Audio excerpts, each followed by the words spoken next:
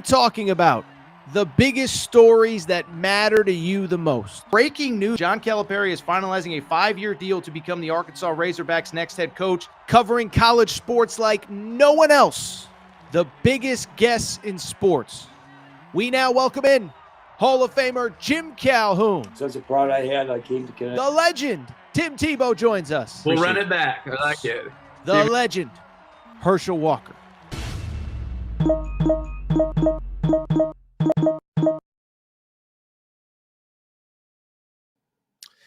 Welcome in, everybody. Thursday night edition, Aaron Torres Sports Podcast. I'm your host, Aaron Torres. Hope everybody's doing well. Hope everybody's having a great day. And folks, we have made it. We have real, meaningful college football to talk about today. I am so fired up. We got a jam-packed show, so much to get to. Here's what you need to know about what we're going to discuss. We are going to open week 0. Not a ton on the slate, but that's okay. Florida State, Georgia Tech. We'll talk a little bit about that. Maybe a minute or two on the other games, but college football is here. I'm fired up previewing week 0. From there, we will do one other college football story. Did you see this Colorado going over to Saudi Arabia to get NIL money? It's crazy. It speaks to the new world of college sports, and we're going to hit on that. And then 2 basketball stories that caught my attention. I know we're headed into football, but there's still interesting basketball stuff. One, there was a poll done by CBS Sports on the schools in college basketball with the most NIL money. Some very interesting schools, some very interesting names. We have audio of one of the coaches on this podcast talking about this exact topic. So I'll break it down, separate fact from fiction. And then Jasper Johnson, the 5-star, we talked about him on Monday Night Show. It was amazing. Torres and maybe 1 or 2 other people, the only people telling you that he could end up a Kentucky Wildcat. It's wild because over the last couple days, it feels like everybody else is coming around, and it feels like Kentucky may be the team to beat, so we will discuss that, as it appears as though he will be committing next week. Before we get started, quick reminder, please make sure that you are subscribed to the Aaron Torres Sports Podcast. You can do it on podcast form, Apple, Spotify, wherever you get podcasts, make sure to do so. Also, if you want to do your boy a favor, leave a quick rating, leave a quick review. 5 stars really does help. And then, oh, by the way, if you're not subscribed on YouTube, I keep saying it, but we're full speed ahead. We're going to be doing all sorts of great stuff, reacting in real time as games go final, things of that nature. College football is here. We never take our foot off the pulse of college basketball. I guess it'd be a finger off the pulse of college basketball.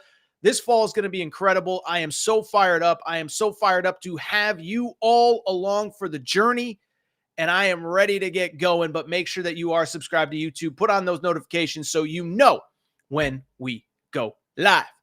With that said, it's a Thursday night. It's late August. Week 0 is coming. There is no more time to waste. Let's go ahead and get to the topic of the day. And the topic of the day, how about this? For the first time since January, we're here, folks. There is college football, meaningful college football, games on the field with results that count in the standings. It all starts Saturday with week 0, couple games on the docket. So let's go ahead and dive in. Now, listen, I'll be honest. I'm not a complainer. I'm a glasses half full guy. I still don't think we've fully figured out the week 0 stuff. You're looking at this schedule right now. There's 4 games overall, and we're all excited about the Florida State, Georgia Tech game. What trips me up, though, is after that game, there's nothing else for an hour or so. And it's the only thing my only complaint about week 0. Love college football. And when that Florida State, Georgia Tech game finishes, I want something to flip to. Instead, we got Montana State, New Mexico, SMU, Nevada, and then a late game with Delaware State and Hawaii. By the way, there was reports that Delaware State missed their flight to get to this game. So we're getting out the kinks in week 0, but let's go ahead and dive in because, listen, like I said, I'm glasses half full. I know I did the whole thing where I'd said I wanted another game or 2, but we got college football. I'm fired up. Let's go ahead and dive into the week 0 slate. And obviously with the week 0 slate, there's nothing else to say. It all starts with the big one, the meaningful one, Saturday, I guess it'd be afternoon in Dublin, Ireland. It is a noon Eastern kickoff, 9 a.m. Pacific. Georgia Tech facing the number 10 ranked Florida State Seminoles. First appearance for Florida State this season, of course, a year after winning the ACC title.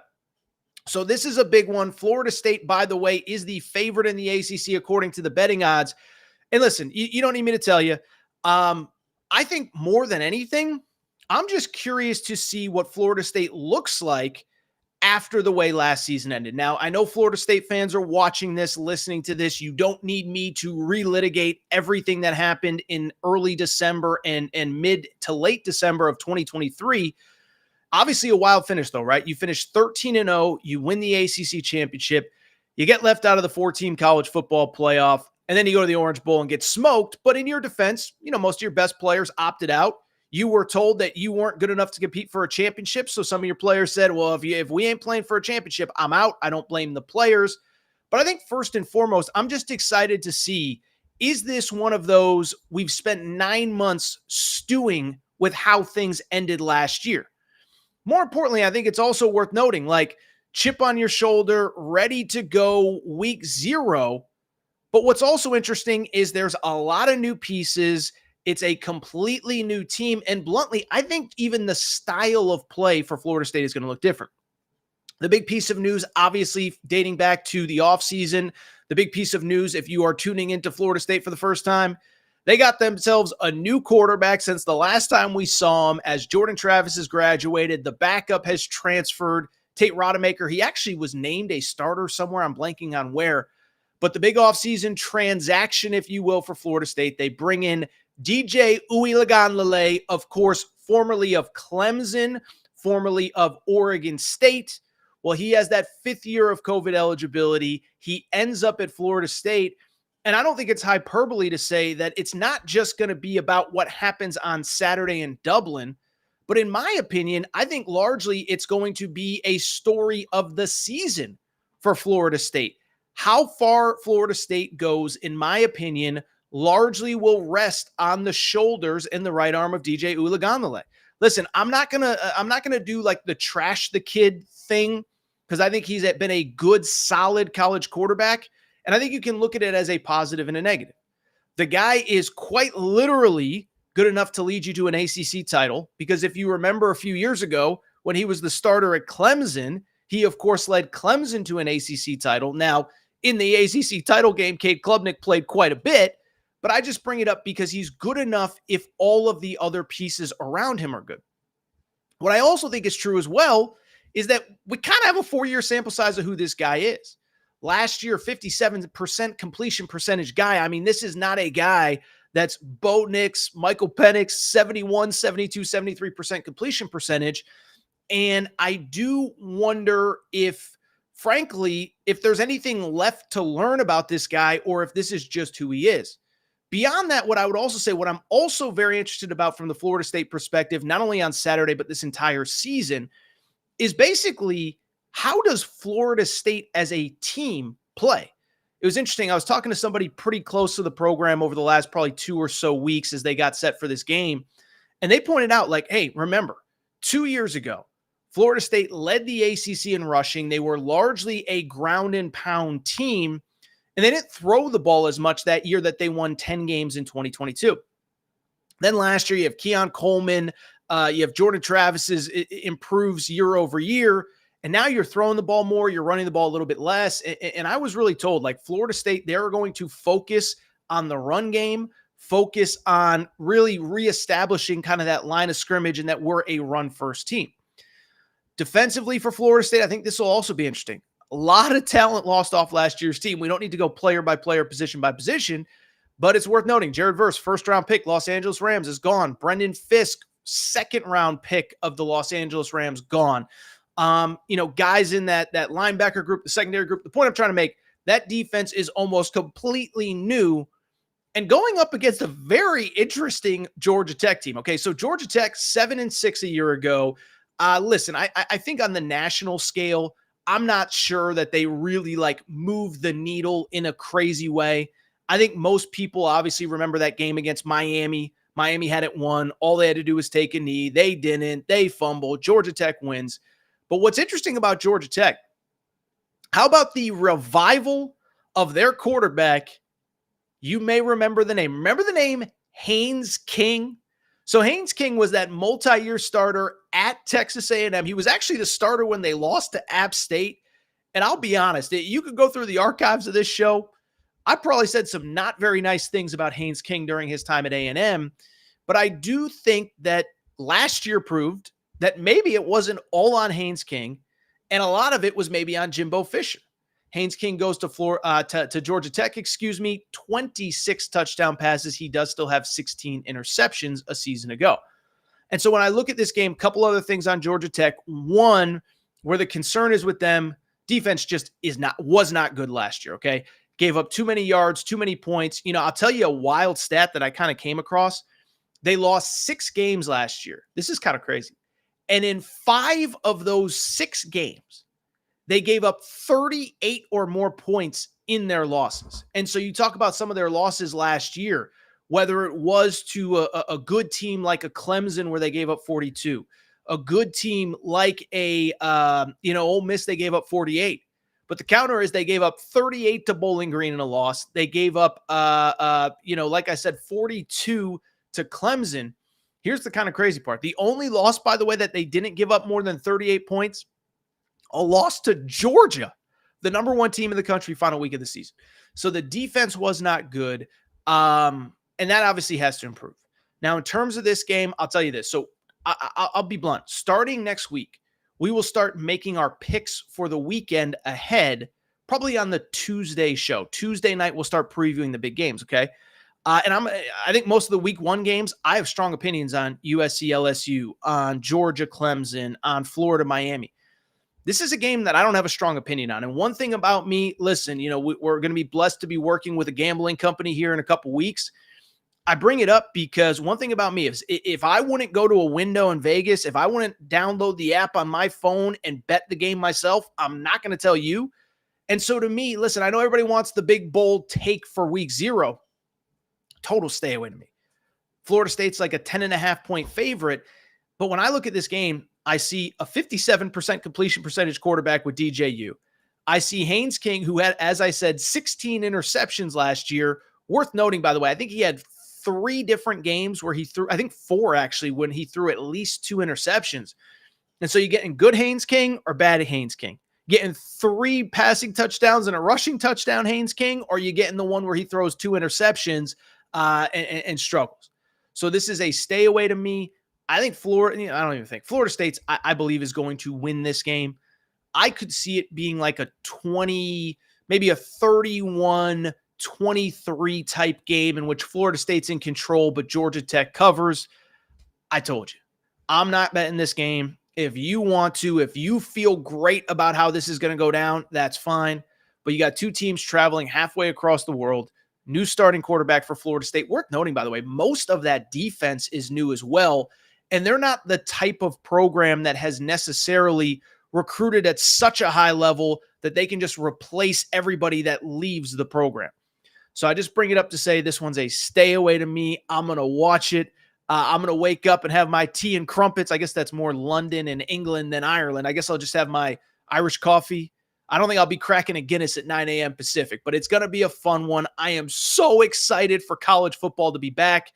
And again, I want to reemphasize, Tuesday night, we will do our full week 1 preview where we talk Miami, Florida, A&M, Notre Dame. I got takes on all of them, but we'll wait until then to preview those games. Really quickly, the rest of the week 0 slate, as I said, I guess it leaves a little bit to be desired, but I'm not going to complain because football is football, and I am grateful, and it has been a long time since we have had meaningful college football anywhere on planet Earth. A couple interesting things, though, in that week 0 slate.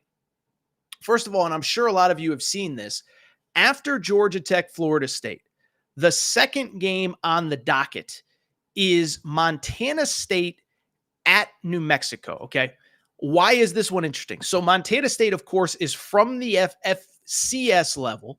They're a pretty solid program in that FCS level. The Montana State Bobcats went 8-4 last year. Did you see this? According to FanDuel Sportsbook, Montana State, as an FCS school, is a 13.5-point road favorite against New Mexico next week or on Saturday, week 0. So listen, I'm not going to lie. Again, if you want to bet this game and you feel good that Montana State is covering the 13.5, or you feel like New Mexico is the most overrated, underrated team in the history of the sport, by all means, go ahead. But to me, this is the stay away of all stayaways. I can't even imagine how bad New Mexico is if they are a almost 2-touchdown home underdog against an FCS team. Yet here we are. Welcome to week 0, people, where Montana State is a comfortable favorite over New Mexico. I'm actually I'll be honest, no other games on at that time. I'm kind of interested to watch that one just to see how bad New Mexico potentially is and how good, of course, Montana State could be as well. Really quickly, some other games later on in the day. First one, SMU at Nevada. SMU, really interesting team. Remember, SMU, baby. SMU, don't forget, they are one of the newest members of the ACC as SMU comes in, obviously coming out of the AAC. And what's interesting about them, they should be a really fun team. They won 11 games last year. And they are a team, Rhett Lashley is obviously their head coach, top 10 scoring offense a year ago. They bring back a lot of pieces off that team. Preston Stone starting quarterback, a bunch of wide receivers. And you look at that team, like I said, 11 wins. And what was kind of crazy about it, they were kind of up and down early, started 2-2. They finished 11-3 with a bowl game loss. Not great at math. That means there's a 9-game win streak that was involved over the course of the season. And so that's a team that returns a lot. You look at this year, listen, I made my conference championship picks a few weeks ago. I do like Miami to win the ACC, but I bring it up because SMU with that offense, I think they can give some teams fits. They play Florida State at home. That is a very interesting game, September 28th. It's especially interesting because that is a week before Florida State hosts Clemson. So I know we're getting a little ahead of ourselves, but you talk about a trap game for Florida State. You got to go to SMU. Frankly, I'm not an SMU historian. My guess is that's probably the biggest home game they've had in probably since pre-death penalty. You got to go to SMU, and then that's a week before Clemson, the biggest game on your schedule. So that's an interesting one to watch out for. SMU plays at Nevada. That is a Saturday night, 8 p.m. Eastern game. SMU's about a 24.5-point favorite. And then the late one, Delaware State flying out to Hawaii. That is, if my math is correct, a midnight Eastern kickoff. Not on TV, so you're going to have to get some weird streaming thing there. I'm not going to advise or suggest on how you go about doing that. But I just bring it up because we will have Hawaii football to open the slate, a midnight Eastern kickoff. If that doesn't scream week 0, I don't know what does. By the way, Hawaii, very interesting. They actually host UCLA, of course, now in the Big Ten in week 1. So we get some late night, Pac-12 after dark is gone, but Hawaii after dark is still very much alive. All right, a couple quick other football stories I want to get to before we switch gears to hoops here. I do want to, a couple things. So one, I saw the Alabama tampering allegation. I don't know if you guys and girls have a super hot take on it. I'm not going to sit here and lie and say that I do, because to me, listen, it is a he said, she said. Obviously, for people who missed it, Miami of Ohio had the Lou Groza Award winner, which is the kicker of the year, essentially. And they basically have accused Alabama of tampering to get that kid to campus. Alabama, obviously, in the first year under Kalen DeBoer. Kalen DeBoer addressed that at his media availability on Thursday afternoon. And he said that's just not true. He said, we did not tamper. The kid entered the portal. When he entered the portal, we made the phone call. So ultimately, it's a he said, she said. If something happens, if something pops up, if they get caught tampering, then that's a different conversation. We'll discuss it at that point. I don't think there's much there. By the way, speaking of tampering, how about Iowa? The bad boys of the cornfields out at Iowa Kirk Ferentz and an assistant coach have actually taken and accepted a 1-game suspension from the school because of a tampering investigation into Iowa football, where they basically admitted, like, yeah, we kind of crossed the line. It was a couple years ago. It wasn't Caden Proctor related, by the way. If you remember Caden Proctor, the player that was at Alabama, transferred to Iowa, then transferred back. But just bring it up because, like I said, the bad boys of the cornfield, Iowa, they're living life on the edge right now, but Kirk Ferentz will be suspended for week 1. Another cool football story I saw, by the way, I do want to talk Deion Sanders in a minute, but Pete Carroll is actually going to be teaching a class at USC, so he'll be back on campus. Listen, I ain't telling Lincoln Riley what to do and how to run his program. I actually think USC could be better this year than people think, but you want one of the best defensive minds of his era in your building, breaking things down. I don't think it's the worst thing you could do other than to call Pete Carroll. The only problem is you go on a 3-game losing streak, people see Pete Carroll in that building, they're going to want Pete Carroll to take over for you. So it's kind of a fine line for Lincoln Riley, but I do think it's interesting. Pete Carroll officially back on campus at USC. Of course, he is no longer an NFL head coach, but that's okay. You know what? It is a very interesting story that is worth following, but I'd love to see Pete Carroll back in college football in some capacity. All right. One other football story really quick before we do get to 2 basketball stories. Want to switch gears. Let me say this. I remember I was talking to producer Matt here a few days ago, and I was away on vacation when we had the whole CBS back and forth with Coach Prime, Deion Sanders, Colorado, etc. I said to producer Matt last week, I said, I wonder what Coach Prime is going to get himself into right before the season starts. Well, to be fair to Coach Prime, don't want to accuse him of something that he wasn't involved in. But did you see this wild story that popped up over the course of the last day or so as an assistant coach was let go, or he resigned at Colorado? Well, Sports Illustrated got a hold of his resignation letter. And amongst the interesting topics that were brought up in this resignation letter was that this guy was the special teams coordinator, but he was also in charge of NIL. And oh, by the way, among his NIL activities, he apparently reached out. He apparently, according to him, flew to Saudi Arabia to meet with the PIF in hopes that Saudi Arabia would invest in Colorado's NIL program. So you talk about crazy stories. You talk about the crazy state of college sports as we know it. Doesn't get much crazier than a school having a representative fly over to Saudi Arabia to potentially meet with them.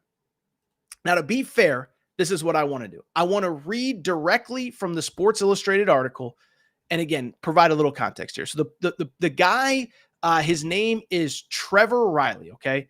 So a few weeks ago, we get a report that Trevor Riley, the special teams coach, has resigned. And the timing was a little weird, week before the season, whatever. But again, Sports Illustrated got his resignation letter, and here is what he said in the resignation letter. He explained how basically, I wore a lot of different hats at Colorado. I'm just going to read it straight from the resignation letter itself. Okay. Cause I want to make sure that I get this right. Let's go ahead and talk. So he references that he was at Jackson State with Coach Prime and that he actually helped run NIL at Jackson. So here's where it starts. He said the arrangement was, and this is the arrangement, him following Coach Prime to Colorado. He said the arrangement was that because I did all the NIL work at Jackson and got us through, you guys would pay me a modest salary and make me the special teams coordinator, which should have freed up time for me to handle NIL, Riley wrote. He said, you paid me $90,000 a year and let me handle special teams. I did all this work in your name and was told to pursue it. I burned through my contacts in my Mormon community, which is worth about $3 trillion. I don't know if that's true. Didn't fact check that one before we got on there. He said, now I can't get these people to answer my calls because I just found out today that none of my endeavors will happen. I went to Saudi Arabia and got a meeting with the Saudis who were interested in pursuing business. I have email receipts to prove it. And you guys let this fall flat on its face. So those were Trevor Riley's own words about what happened. And again, he resigned, and the way he explained it was, I'm frustrated not with Deion Sanders, but with the Colorado administration, because essentially I tried really hard to get some NIL stuff going and you all didn't help me. Now I'll be curious as more about this comes out, because to me, when I hear that the administration didn't have his back, I do wonder, is it possible that maybe he was doing all this without their support, and maybe he should have been telling some people some stuff, right? So to be clear, the way he explains it, Colorado did not know that he flew to Saudi Arabia. And beyond that, Deion Sanders, Coach Prime, did not know that he flew to Saudi Arabia. So that's my first kind of takeaway. He says there was bad blood with the administration. Is it bad blood because you were doing stuff that you shouldn't have been doing, okay? So that's one, but let's dive into some of the quotes directly, because there was three things that really stood out. And obviously the Saudi Arabia part, to me, is probably the part that's most interesting. First off, this has nothing to do with Saudi Arabia, but let me just say this. Don't love ever when a guy's side hustle is being a special teams coordinator. Like, it's so interesting. We see this time and time again in college football, and this is kind of a nerdy, off-script college football conversation. But most of the time when your team falls apart, a lot of times it can be attributed to like lack of a special team, like struggle on special teams, no coaching, whatever. Go back to Scott Frost. Scott Frost at Nebraska did not have a special teams coordinator, and they kept screwed up on special teams over and over again. That cost them. Billy Napier last year, by the way, remember, Florida, they had all those special teams miscues at Utah to open the season. Didn't have a special teams coordinator. So I don't love that this guy's full-time responsibility was basically to be the NIL guy, and that he just so happened to be doing some special team stuff on the side. Don't love that. That's one. Two, the Mormon community stuff was just weird. Okay. Listen, I don't judge or begrudge, or I don't, religion is not my area of expertise. Not judging anyone of any faith, whatever. We've obviously talked a lot about the Mormon community in the last couple of months as BYU basketball has really emerged. We'll talk about them later in the show, but felt weird that, why are you hitting up the Mormon? Am I missing something there? Is there a tie with Colorado? I know Colorado and Utah are bordering states, but why would the Mormon community want to invest in Colorado? The $3 trillion number two was interesting. I'll have to put our Torres media research team on that one, because that one sounds like it might be made up a little bit. But let's go ahead and dive into the Saudi Arabia stuff, because that is obviously what caught everybody's attention. And I guess what I would say is there are a couple things that stand out to me about this. But let me also say this. One, do think this is really only a big story because Colorado and Deion Sanders are attached to it, but also want to sit there and kind of peel back the layers and say, I don't think Coach Prime appears to have known about it. And so it's hard for me to criticize Coach Prime, but we do got to talk about it because it does involve Colorado. Now, in terms of the Saudi stuff, let me just be transparent. Like, it's hard for me to be like fired up about this, because when I look at this situation, isn't this what every sport is trying to do? Like, think about it. Think about all the Saudi money in all these different areas of sports. Live Golf. We actually talked about Live Golf a couple summers ago when it emerged. I have no fundamental issue with Live Golf.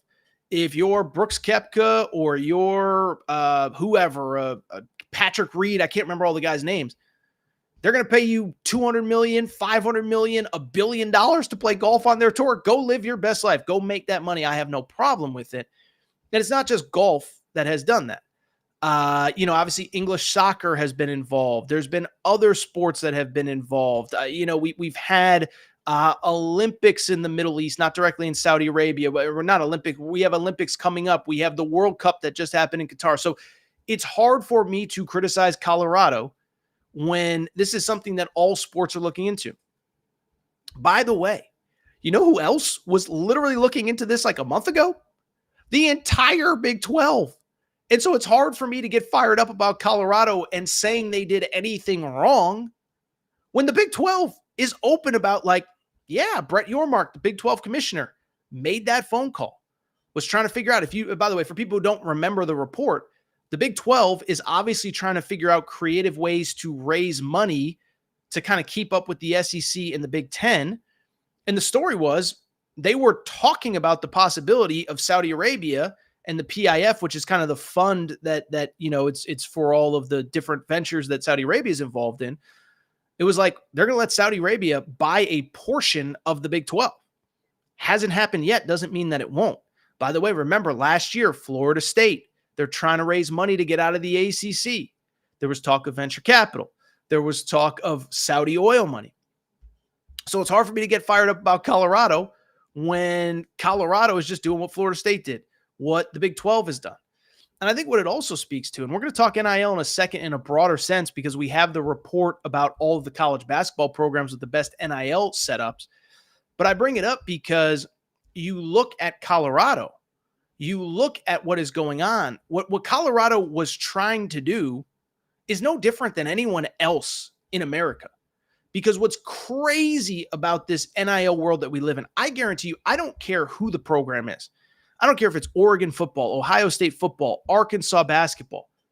Everybody's trying to come up with creative ways to raise money. Everybody feels like they're behind the eight ball. Everybody feels like they need more. Everybody feels like they don't have enough.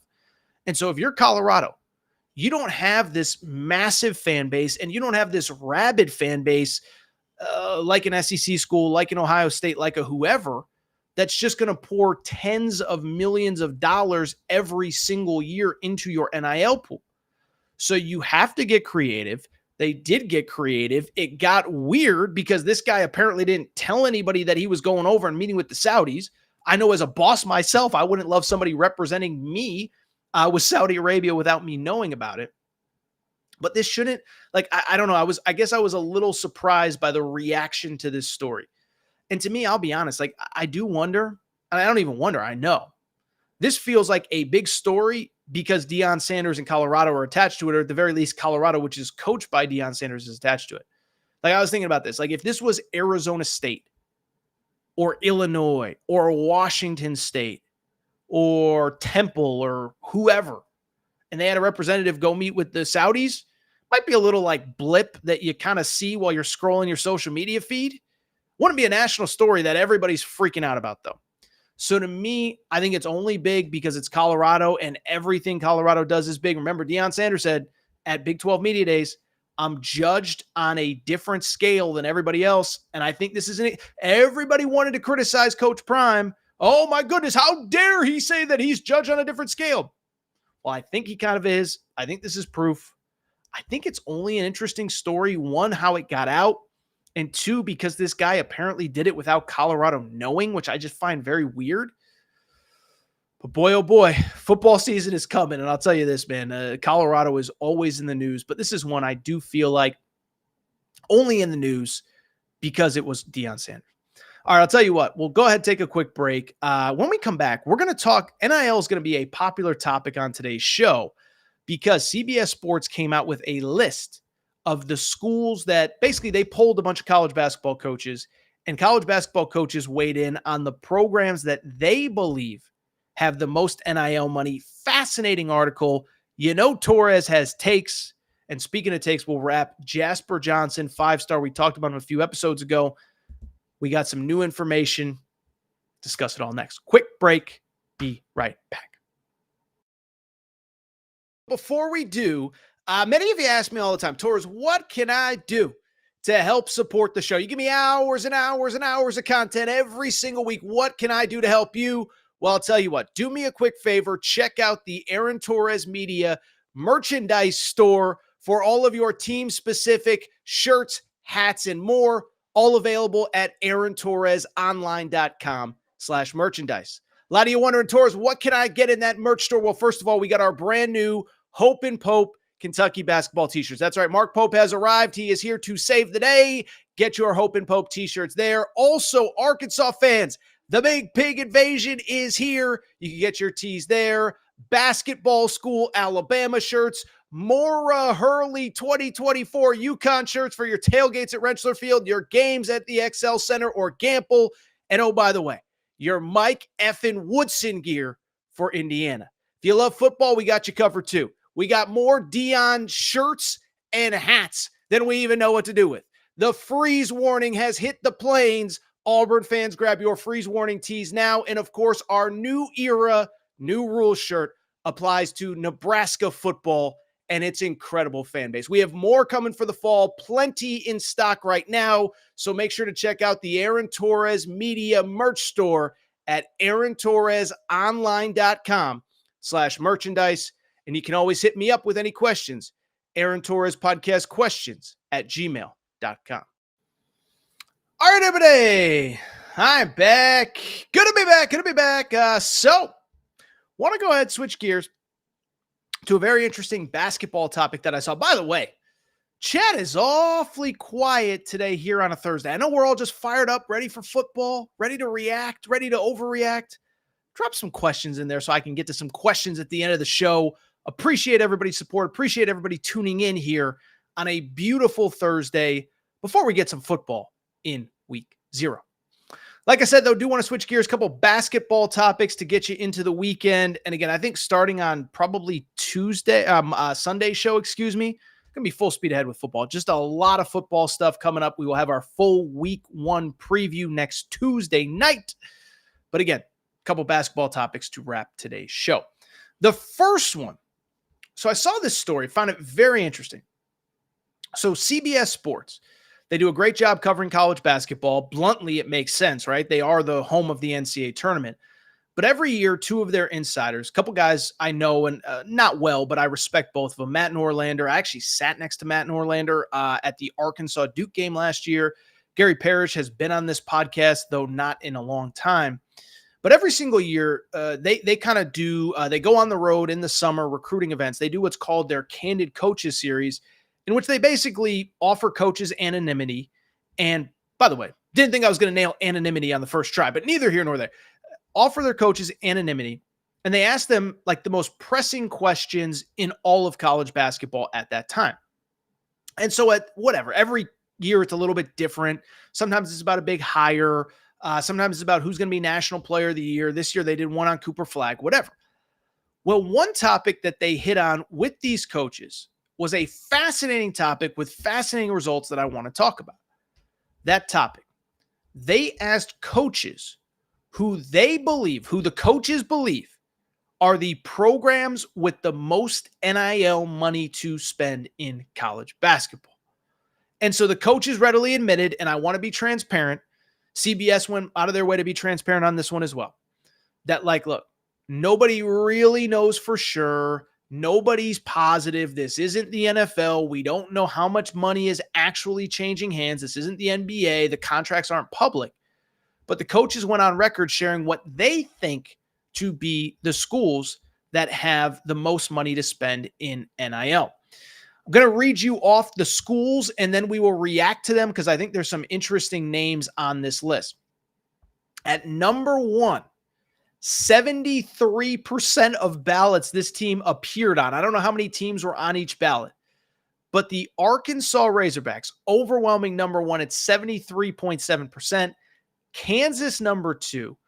BYU, which is interesting because we asked Kevin Young, their coach, about it the other day, is number 3. We'll play what he had to say. Kentucky 4, Indiana 5, Kansas State 6, Baylor 7, Louisville 8, Alabama 9, Illinois 10, Texas Tech 11, Duke, UConn, Carolina 12, 13, and 14. And so I got a lot of thoughts on this, but let's go ahead and start at the top. So I'm not going to go through every single team, but let's start at the top because there are a couple things that really caught my eye on these topics. First of all, Arkansas at number 1. Listen, I'll just be honest. I think that's probably the right answer, right? Like there are some schools that I fundamentally disagree with. And again, it's just people's opinions, but I don't think it's a big secret that Arkansas, like let me even put it this way. I don't know that the day before John Calipari got hired, that Arkansas had the best NIL in the country. I don't even know if in this previous portal cycle, Arkansas had the best NIL in the country. What I do believe is that going forward, at least for these first few years, I do believe that John Calipari is going to have as much money to work with as anyone in the sport. And transparently, if he feels like he needs more, I think it's very easy to get. I'll just give you some numbers that are floating around the college basketball space. First off, going into this past off season, I was told that if you had about $3 to $4 million for your basketball roster, that you were actually in pretty good shape, or you thought you were in good shape going into the offseason. Now, what was crazy was people realized pretty quickly that the numbers and the players were going to go for a higher value than they thought. We all know that at the end of the summer, Coleman Hawkins was getting $2+ million. Great Osabor was getting $2+ million. But I think most people thought $3 to $4 million would get the job done, would put together a very nice roster for you in the offseason. Well, what's crazy, I have heard that going into this 2024-2025 recruiting cycle, I've been told John Calipari may have as much as $8 million to work with. So basically double the high-end NIL pools of a year ago. I think he's got double that, and I think it could get up to like $10 million if he really needed it. So Arkansas is number one. I'm not surprised. And transparently, I don't think it's like a big secret. They even referenced in that CBS article, like, you could debate what are the best jobs in college basketball, but John Calipari wasn't leaving for a job where he wouldn't have the resources needed to compete at the highest level. So probably no surprise that they're number one. Kansas at number two is interesting because I don't know that I necessarily believe that Kansas has the second most money in NIL. Now, what I do believe is that in this specific cycle, the previous cycle, so this past spring and summer, I do think they were probably working with about as much money as anybody, but it's because of what we talked about all spring. Bill Self basically acknowledged the day the NCAA tournament ended. I've been thinking about last season. I've been thinking about next season for about a month now. And so to me, that speaks to probably knew about mid to late January, I ain't got a team that's good enough. And Bill Self is a smart guy. You can like him, you can hate him, whatever. But behind the scenes, he was working to make sure that when portal season came, he had the resources to compete at the highest level. And so I don't know if that's an every year-over-year thing. Obviously, Bill Self, Hall of Famer, built up plenty of equity. And so I think he's going to be just fine. I think what's interesting about Kansas too, by the way, certainly think some of their transfers, high-profile guys certainly command a lot of money. But what I also find interesting, like Hunter Dickinson strikes me as the kind of guy that probably will get some national TV deals, national sponsorship deals, fifth-year guy, former All-American, everybody knows him. So when you look at this, I think what people are saying is, and what people were asked was specifically how much money is in the collective. I don't know if Kansas is number two. They're up there. My guess would be that they're not number two. And I think because of the brand, they can probably get some stuff outside of Kansas. I think Hunter Dickinson would be an obvious one there. Third one, BYU, is very interesting, okay? So BYU, obviously, we've talked a lot about BYU over the course of this summer, and it's because they have the new coaching staff led by Kevin Young. The new head coach came from the NBA. And what I would say is it's been no secret that their NIL setup is pretty good. They've been transparent about Ryan Smith, the owner of the Utah Jazz, has taken care of them financially in a way that really kind of helps the program. But what's funny about the BYU situation, rather than me telling you what I think and what I may have heard, we asked Kevin Young about this when he was on the pod. Now, we're going to play the video in a minute. He gave a very long answer. Let me paraphrase it before we get to NIL specifically. Because I asked him, I said, you guys are recruiting at a historic level for BYU. What do you say to people that say it's only about NIL? And he said, look, it's a three-pronged approach. One, we play in the Big 12. Players want to play against the best competition in college basketball. In my opinion, there is zero doubt that plays a role in our success. Two, he said, I come from the NBA. We have an NBA structure. We have an NBA training staff, an NBA nutrition staff. We have an NBA developmental staff. And he said that has appealed to a lot of players. But he did specifically talk about NIL, and here's what he had to say.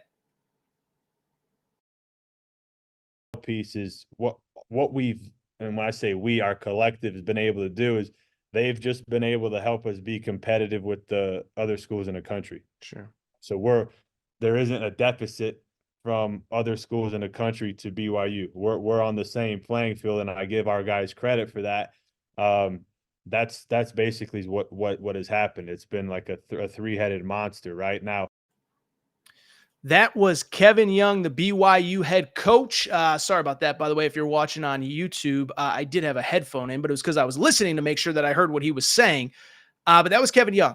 And all I would say is, and I haven't heard this specifically from him, I do think that people in that building think the NIL, I don't know how to say it Right. But I think they believe some of the NIL conversation about them has been a little bit overblown. In other words, what he said, they've helped us be competitive, but they also offer a lot, right? Like again, NBA setup, whatever, Big 12.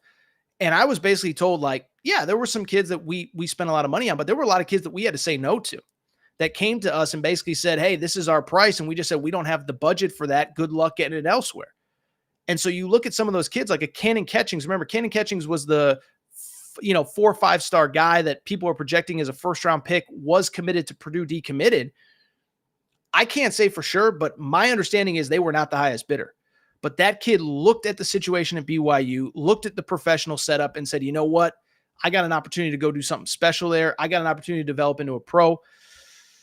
So it's interesting hearing from one of the coaches on this very topic. Really quickly, some of the other schools, Kentucky at number 4. I don't think they probably had the 4th best NIL, 4th most money. Listen, I think clearly Mark Pope had access to some dollars and cents that maybe John Calipari, actually not maybe, certainly would not have had if he had stayed at Kentucky. And that's okay.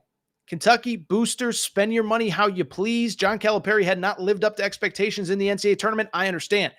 But obviously, look, to put together the roster that Mark Pope did, with the players that he did, with veteran guys that are transparently looking for a great opportunity, but also great payday. I mean, Kobe Bryant didn't come for nothing. Amari Williams didn't come for nothing. Lamont Butler didn't come for nothing.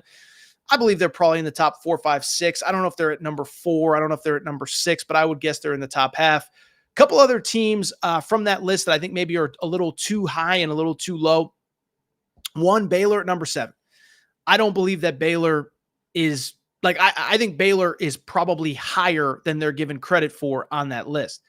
You think about Baylor, listen, Scott Drew, remember, what was the story of the offseason with Scott Drew? Interviewed for the Louisville job. We believe he spent some time really seriously considering, do I actually leave for Louisville? Decides to stay. That's important because what it means is he got probably a little bit of an NIL boost there. And then, oh, by the way, Kentucky opens 2-3 weeks later. He's the overwhelming favorite to get the job. He turns them down. And my understanding was, like, when he turned them down, it wasn't just, hey, we're coming back because it's a feel-good story. He said, no, if you want me to come back, I need to be able to compete at the highest levels, and I need some help financially. And so I believe a lot of that money that was raised was because he did turn down Kentucky, because he did turn down Louisville. And I look at what happened at Baylor after that. You get Jeremy Roach, you get Norchad Omier. Those are 2 guys. Remember, Jeremy Roach was the multi-year starter at Duke. Norchad Omier was a 2-year starter at Miami. So if some guy's leaving Miami, he ain't coming for cheap based on how we know they spend NIL money there. And if you're getting a guy from Duke, it ain't going to be cheap either. So to me, Baylor, I'd guess probably top 3 to 5 based on what I've heard. They have plenty of money, at least for this cycle. The other one that I think is interesting, probably too low, and you can see the list at the bottom of the screen if you're watching on YouTube, Kansas State. I'll be honest. I don't know who the money people are at Kansas State, but whoever they are, they're spending it and they're not afraid, okay? Coleman Hawkins, we discussed it a minute ago. He is in that $2 million range. We believe he was the highest paid player of the portal cycle this offseason. But then also you look at Kansas State. Remember, look at all these high school basketball players that are cutting their lists. Look at how many of them have Kansas State. And this is not a disrespect, by the way, this is not a disrespect in any way, shape, or form to Kansas State. But AJ DeBonsa has Kansas State in his top 7. You ain't getting AJ DeBonsa for free. And so you got to have the money. You got to have it lined up. They made the cut there. Malik Thomas, we talked about him the other day, was trending towards UConn early. UConn has faded. I think it is a lot about NIL, where UConn's just like, look, we got a budget. We ain't going over for you. That's no disrespect. We need to move on to some other people. Well, Malik Thomas, Arkansas is in the mix, but Kansas State, I've been told, is neck and neck with them as well. Darren Peterson, the 5-star, who I think will ultimately end up at Kansas, has Kansas State on his. I mean, every kid that's cutting his list has Kansas State. So I think Kansas State probably is in really good shape. I think Louisville probably in really good shape. Pat Kelsey, I think, did a very good job of raising money when he got there. I found it interesting, by the way, on the other end, that Duke Carolina and UConn are not deemed to be in the top 10. By the way, Alabama at number 9, I think might be a little bit high. I think Nate Oates has been transparent as we have money, but we're not spending it recklessly. You want to come here, you're coming here to play basketball, to develop, to be a pro. My guess is they're probably not in the top 10. I think Illinois probably is a few spots higher. But then again, 11, 12, 13, or what was it? 12, 13, 14. Duke, UConn, North Carolina. What's interesting there, of course, is that every time Duke signs a 5-star, oh, it's just about the money. They're just going because of the money. Not according to coaches. Carolina as well. Carolina is kind of interesting because they're in the mix for a lot of these guys. They haven't closed on a lot of them, but we're told the money is good, right? Like when they lost Cliff Omoyori to Alabama, we were told Cliff Omoyori took a pay cut to go to Alabama when he could have gone to Carolina. So interesting list.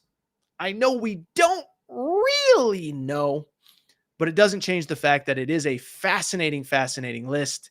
And man, oh man, I found a lot of very interesting stuff on that list. All right. With that said, one more topic, we'll get out of here. By the way, if you have any questions, drop them into the chat. Again, quiet chat today. That's okay. No big deal. And every day ain't going to be, I do enough yapping for everybody. But let's go ahead and wrap the show. And I do want to go ahead and give an update on a story that we discussed on Monday night's Aaron Torres pod. And it involves a 5-star guard basketball in the class of 2025. Kid by the name of Jasper Johnson, a kid that if you are watching on YouTube, you can see on the screen.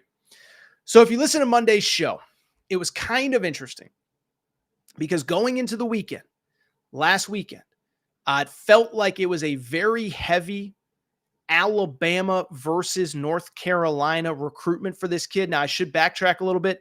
This kid is originally from Kentucky. His father played football at the University of Kentucky, deep family ties. He did leave Kentucky to go to prep school for his junior year, Link Academy in Missouri. Now he's at Overtime Elite.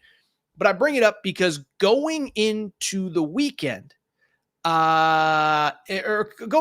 it felt like most of the consensus was it was Alabama versus Carolina. What's worth noting, and I said this on Monday's show, is that when I left for vacation 2 weeks ago, I was told it's Alabama and Carolina. Kentucky's a distant third. But I come back, land on Saturday, start getting some texts, start getting some phone calls. And on Monday's show, I kind of put my neck out on the line because I said that I believe that Kentucky had taken a slight lead. Now, if you listen to Monday's show, I wasn't saying it's 100% done. Get the graphics ready. But I said, I believe it's like maybe 55, 45, whatever.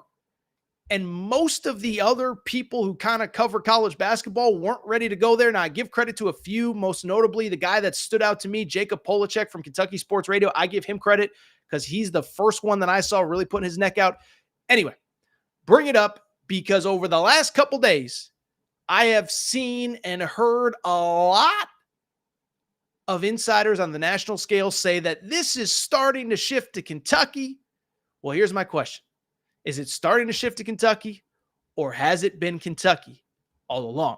So let's go ahead and dive in. Obviously, look, a couple thoughts here. One, to go back to what I said a minute ago, when I left for vacation, my understanding was that it was an Alabama-North Carolina thing, and Kentucky was the distant third. And by the way, I know what other fan bases are going to say, oh, Kentucky can't even land a 5-star in their own backyard. Listen, recruiting is more complicated than that, okay? And what I believe was happening in the early to middle part of the summer, the early to middle part of the recruiting period was pretty straightforward, is that basically Jasper Johnson just had better relationships with other schools because they had been recruiting him longer. Remember, this has been a 5-star kid since his beginning of his sophomore year, end of his freshman year. So he had a multi-year relationship with Nate Oates and that Alabama staff. He had a multi-year relationship with Hubert Davis and that staff. Mark Pope gets hired in April, and he's got to put together a roster for this season before he starts worrying about the 2025 class. And so it took a while for Mark Pope to make up ground. He had him on an unofficial visit in June. Ironically, that was with Malachi Moreno, or maybe it wasn't ironic. Maybe it was more than coincidental. But he has him on an official visit. But again, all the thought at the time was that through July, it was an Alabama-Kentucky thing, or an Alabama-North Carolina thing, excuse me. I also think NIL probably played a role as well. And I don't think NIL is the main reason. I did see an interview that Jasper Johnson did with my buddy Jack Pilgrim, Kentucky Sports Radio. But in it, Jasper said that, listen, NIL is not the number one priority here. It's who's going to best develop me, get me ready for the NBA. So I bring it up because that was, in my opinion, up until probably about 10 days ago, where the recruitment stood. Alabama, I know, thought they were in really good shape. And I think North Carolina felt like they were neck and neck. But again, the last Saturday or so, that's when it started to change. And what I think happened was a couple things. One, I just think Mark Pope's done a good job of creating a relationship in a short amount of time. You go back, June, on campus, been in communication. His parents, Jasper Johnson's parents, still live in Kentucky. By the way, Jasper Johnson was at a couple of those, what are they called? The TBT games in Lexington in July. Now, I know there's certain restrictions on who Mark Pope can talk to, how much he could talk to him, whatever. But the fact that the kid, his family's still in Kentucky, he was on campus in Lexington, that certainly didn't hurt. And then again, what I believe has changed over the last couple days is that I believe Mark Pope has been kind of given the thumbs up of like, this was your budget for NIL, but if you need to go over a little bit, go over. Spend a little money. Like we'll give the hometown bump to this kid, and we shouldn't be losing him over NIL. If it's just NIL, if your budget was, again, let's just use round numbers. If your budget was $5 million for your 2024-2025 roster, and all of a sudden it's got to be 5.4 to get this kid done, go to 5.4, go to 5.6. And again, those are hypothetical numbers. I'm not saying those are the numbers. But what I am saying is that I believe that Mark Pope has been kind of giving the thumbs up. Like, if you need to go a little bit over budget, do it. Do it for this kid. Now, if this kid was from, Quebec, or if this kid was from Texas, maybe they don't make the same decision. But the boosters have basically said money should not be an issue. That should not be the reason that you lose them. And so that's where I've been since last Saturday, Sunday, Monday. And what's been interesting was all these insiders, and I'm not here to criticize other people, and I haven't seen what everybody has said, but I think there's been some national guys at some of the national outlets that have been like, I don't know. I still think Alabama's in the lead. And I've been saying, no, Kentucky has taken control of this recruitment. And what's funny is I got a lot of criticism from, of all people, Alabama fans. Torres, you don't know what you're talking about. Torres, you're a Kentucky homer. What's ironic, and I said this on Monday's show, most of my information has been from the schools that thought they were in the lead that don't feel that way anymore. And I'm not saying I'm talking to anybody specific, but what I am saying is most of my confidence on Jasper Johnson has nothing to do with Kentucky. It's that Alabama, I know for a fact, as of right now, does not feel as good as they did a week ago, 10 days ago, 2 weeks ago, 3 weeks ago. Carolina definitely doesn't feel as good. And so to me, I find it funny. I'm seeing all these reports. The recruitment has changed. The narrative has changed. Kentucky has turned this thing around. Yeah, they've turned this thing around. I don't believe, and we're recording here at 7 p.m. Eastern on Thursday. I don't believe it's happened in the last 24 hours. I believe it's happened in like the last 8 or 9 days. And the last thing I was thinking about too is I also think the family, the other thing that I keep going back to, I don't know that the family would let this recruitment drag on in the manner that it has if they weren't considering Kentucky. And what I mean by that is pretty straightforward, okay? Is the family still lives in Lexington, or this family still lives in the Lexington area. And if they knew, as all these rumors are heating up, as all these reports are coming out, that Kentucky may be in better position than people thought, I think the family's smart enough to know, hey, we live in this community. We have a great relationship with the school. We're not going to burn the bridge to try to leverage Kentucky to get what we want from Alabama. So there's just a lot of stuff going on behind the scenes, and I don't believe the family would let the rumors run wild. And I'm telling you, these other schools that thought they were in good shape 2 weeks ago, they don't feel that way. And so everyone has been, people are going to say, well, Torres, you just said the same thing you said on Monday. Well, it's because you guys have been asking me for an update for the last 72 hours. And what I'm here to tell you is what everybody else is saying is this major update. I think it's been this way for about 5-6 days. So we'll see what happens. I think I said it earlier. I wouldn't put it at 100%. I don't think it's done because I don't think anything in recruiting these days is done until the kid grabs the hat off the table. By the way, it's not really done until the kid shows up on campus in the spring, because even if you sign, you can get out of your letter of intent. But that is where we are with Jasper Johnson. And I believe he's going to be a Kentucky Wildcat. I don't think it's 100%, but but I think I said 55-45 a couple days ago. I think it's more like 80-85 to 20-15, like 80-20, 85-15. I feel really good about this one. By the way, kid is supposed to commit next week, so I guess we're going to find out soon. All right. This is a quick show, fun show. I guess it wasn't that quick. We're like at an hour long. Quiet YouTube section today, but that's okay. That's okay. You know what? I do think we're going to get out of here for today's Aaron Torres pod. So I appreciate everybody tuning in here on a Thursday night. I got some big news for you. On Sunday night's show, we got some freaking college football to react to. Okay, so how about that? We are going to react to college football on Sunday. Obviously, if there's any new stories that pop up, we'll address those as well. But also, on top of that, we're going to start previewing games. Week 1 is here. By the way, if you missed it, a few weeks ago, I put out, I think it was last Monday, maybe, I put out my official college football playoff picks. Maybe we revisit those later in the week.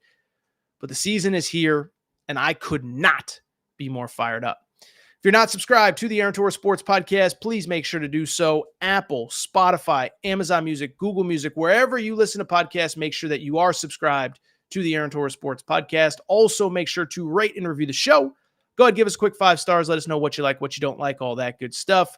Make sure you're following on social media at Aaron_Torres on Twitter, at Aaron Torres Pod on Instagram, Aaron Torres Podcast Questions at gmail.com, Aaron Torres Podcast Questions at gmail.com. All for today's show. Appreciate your support. We will be back Sunday night reacting to college football, baby.